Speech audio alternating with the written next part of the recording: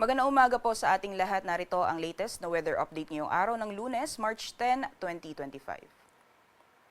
Sa kasalukuyan po, patuloy pa rin ang epekto ng shear lines. May bahagi po ng northern at central Luzon. Kung makikita po natin dito sa ating latest na satellite image, may mga kumpul pa rin pong kaulapan na namamataan na nakaka-apekto dito sa may bahagi ng Luzon area. Dulot po yan na epekto nitong shear line o yung pagsasalubong ng malamig at mainit na hangin.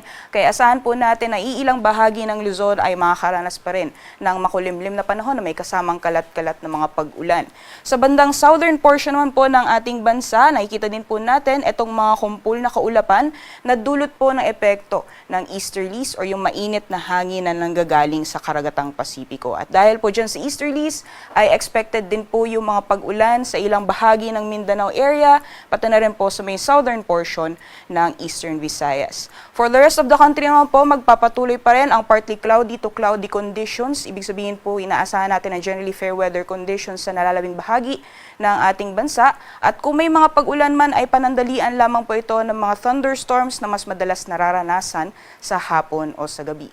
Sa ngayon po, wala din tayong binabantayan na LPA o bagyo sa loob at labas ng ating Philippine Area of Responsibility at sa mga susunod na araw, itong northeast monsoon o hanging amihan na currently ay nakakaapekto sa may bahagi ng extreme northern Luzon ay unti-unti po ulit nahihina at iiral po ulit yung easterlies sa malaking bahagi po ng ating bansa. Kaya asahan po natin sa mga susunod na araw na makakaranas po tayo ng mainit na panahon sa malaking bahagi po ng ating kapuluan.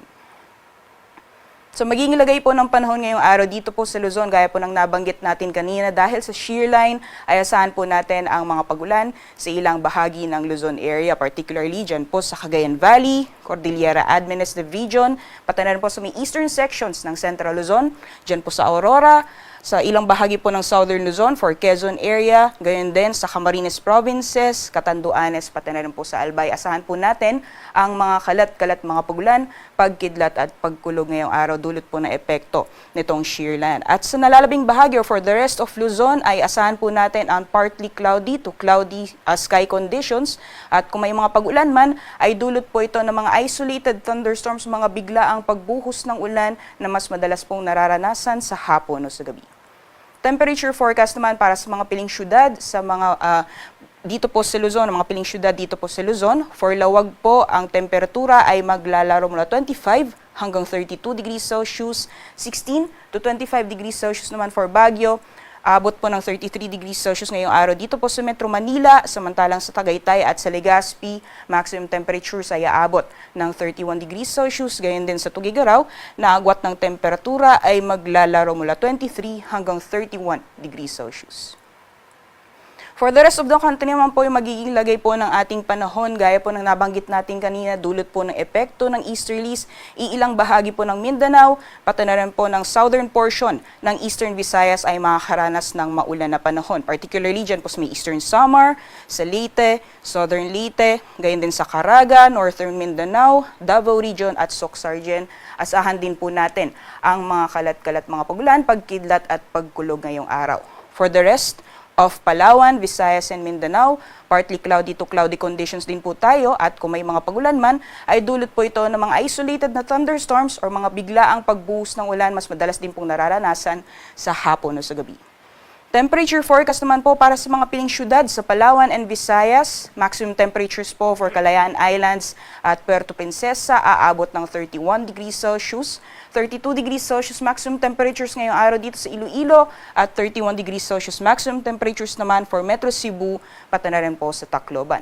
For Mindanao area naman po, yung Zamboanga ay inaasahan po natin agwat ng temperatura, maglalaro mula 25 hanggang 33 degrees Celsius, for Cagayan de Oro nasa 24 to 31 and for Metro Davao nasa 26 to 32 degrees Celsius. Sa kalagayan naman po ng ating karagatan, wala po tayong gale warning or babala sa matataas ng mga pag-alon. Ngunit asahan pa rin po natin ang moderate to rough sea conditions, mga dagat baybayin po ng Northern Luzon at Eastern seaboards ng Northern Luzon area. So iba yung pag-iingat lamang po sa mga plano po malaot. Otherwise, yung nalalabing seaboards po ng ating bansa or dagat baybayin ng ating kapuluan, ay makakaranas pa rin po ng banayad hanggang sa katamtaman ng mga pag-alon. Kaya malaya pong mga kapalaot ang mga kababayan natin na mangingisda, pati na rin ang may mga malit na sakyang pandagat. Ayon po sa ating pagtaya kahapon or calculated or computed heat index kahapon, yung heat index values po nararanasan dito sa Metro Manila kahapon ay umabot po ng 35 hanggang 36 degrees Celsius. At para naman sa buong bansa, yung pinakamataas po na na-record ay dito po sa Dagupan City, Pangasinan na umabot po ng 44 degrees Celsius heat index. Sinusundan po yan ng Virac Catanduanes na umabot ng 43 degrees Celsius at sinusundan naman ng Puerto Princesa, Palawan na umabot naman ng 41 degrees Celsius heat index. Ngayong araw naman po, ayon po sa ating forecast, for Metro Manila, yung heat index values po natin ay aabot ng 34 hanggang 36 degrees Celsius at yung pinakamataas naman pong inaasahan natin ng heat index ngayong araw sa buong bansa ay maaaring maranasan sa San Jose, Occidental Mindoro, pati na rin po sa Cuyo, Palawan, maaaring umabot ng 41 degrees Celsius. Sunrise po natin ngayong umaga ay 6:07 a.m. Sunset naman ay 6:06 p.m.